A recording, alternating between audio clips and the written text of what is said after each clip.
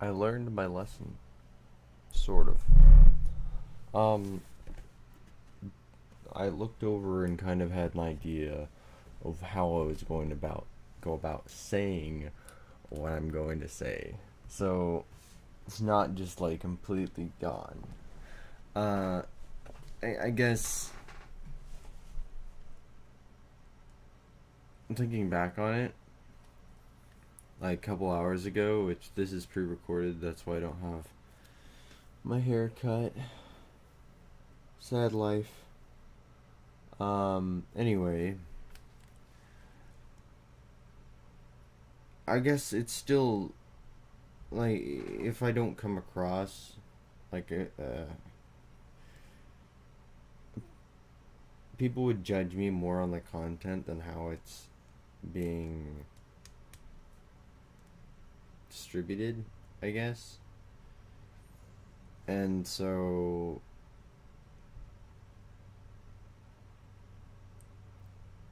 it makes me feel like I should just think about it ahead of time and just be like, okay, well, these are thoughts that I've had before, and even if I talk about them like I know about them, I'll just make sure that people understand that they're just like opinions, and that's it. That's all it is. My mics are over here, which is why I'm talking this way, which makes sense. You probably still hear me in that ear more, but that's okay, headphone users. Today I'm talking about how you don't actually have to be original. There's actually two things. One is how you don't have to be original, and then two is what I think about. Because these are pretty short things. So the first one is you don't have to be original. Basically, oh, welcome back to Jonas's rambling videos, by the way. I forgot to say that. Not having to be original. So you don't have to have your own ideas to become famous or whatever. Like, a lot of people that are famous have just taken the ideas of other people and made it sound more appealing or said it at the right time. Um, like, if something's trending on Twitter or something, there could be a quote out there that would make you like billions of hits or whatever it is, like millions of hits. People seeing it like all the time and being like, wow, that's super relatable. But if you made it like a week ahead of time or a week after, then it would be just completely pointless. Nobody would ever pay attention to it. So it's like about timing, and then not having to be original would be, again, just timing of what was said. You don't have to say the thing first. You just have to say it at the right time, and then people will flock to you. Biggest example right now would be Elon Musk, who, just because he's a billionaire, doesn't add credibility to a vacuum train concept, which hasn't been made for 100 years for a very specific reason that it's impossible and very, very much expensive and improbable. So he didn't create that idea. Obviously, it's been around for a long time. He just renamed it and made it sound more appealing because he's supposedly smart, because he's a billionaire. So there you go. That's something that you don't hear every day. No, that's something like for an example. Uh, but yeah, it makes you just feel like you're just playing a lottery, and it's not really who's the smartest. It's just who shouts the loudest and at the right time. My math teacher gave a very good example of this. He was on The Price is Right, which is a game show where there's contestants and they all guess how much a specific item is for value, like a washing machine or a vacuum cleaner or, whatever it is, whatever the item is. And they have to guess the price range that that item is worth. Well, there is a very specific moment when the host stops talking and everybody starts shouting. But if you get right in between those two, you're the only one shouting. And so you say whatever you price, you can shout it at the contestant, and they might pick, everybody's shouting their guess, so they're trying to get them to pick their number. But if you shout it at that very specific moment in time, then they're going to hear it because you're the only one shouting in a dead silent room.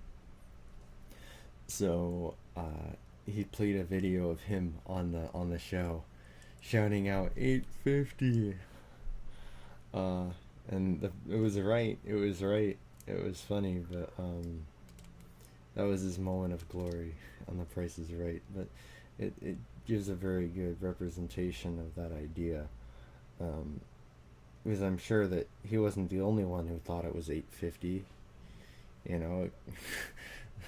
so then the way I think, it says overactive imagination, what I think about, and this is kind of weird. I think I was planning on going into how when I have a conversation with somebody, let's say I have an argument with, I don't know, my girlfriend, which would never happen because we're a perfect couple, and we love each other very, very much. But say we did, okay, hypothetical. And something that she says, is something that I say, and then blah, blah, blah, blah, blah, blah, blah, and then we get mad and then we leave. Well, I will continue thinking about that, and I will still be having an argument with her in my head. And so it'll just continue on, keep going and going and going and going. And then, I'll set it down in a couple hours or whatever, pick it back up the next day and continue with the arguments and strengthening the way I'm going to say something, or prove a point or whatever, and it just keeps going on in my head until I have another conversation about it, or until I have another, it gets brought back up in conversation again, and then I just spill out all my points or spill out all the beans or whatever about all this stuff that I was thinking about, and it kind of overwhelms people, because it's not just an argument wise, it would be any topic that I find interesting, and usually people don't even care, but then I just spill out all this information, and it's kind of weird how I think about things. I've talked about how I don't think about concepts or think about ideas from my own perspective, if not to harm my very delicate feelings, or just because that's the way I am, but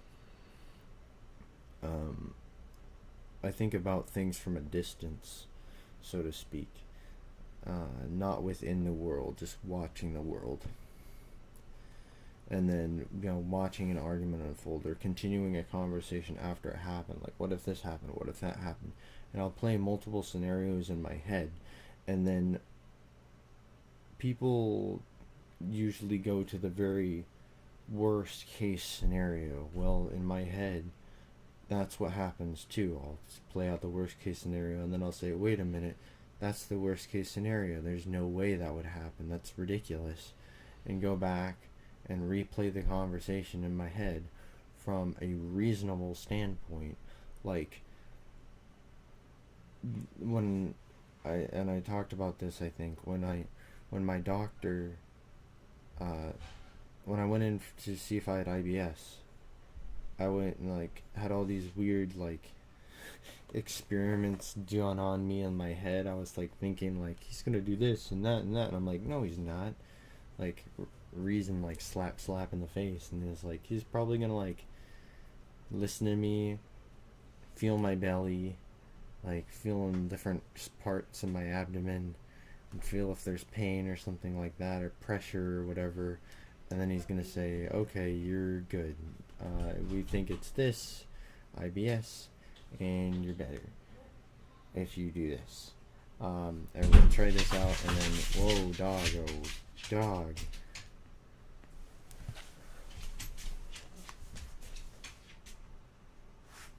Oh, people are home. I'll end this quick. And yeah, and then I'll go back and I'll replay that in my head, and I'll be like, okay, that makes more sense. And then I'll be more prepared and more willing to go there and be like, oh, he's not going to conduct any weird experiments to my, you know. So, I think that's it. This is short-ish, not really actually. I got 2 in there, 2 short ones. So thank you guys for watching. I'm trying a new schedule stuff. We actually have a schedule set out. Trying to follow it, and I will give a week update at the end of the week, which today is Monday, which I didn't have work today, which is good because I wouldn't have been able to follow the schedule otherwise.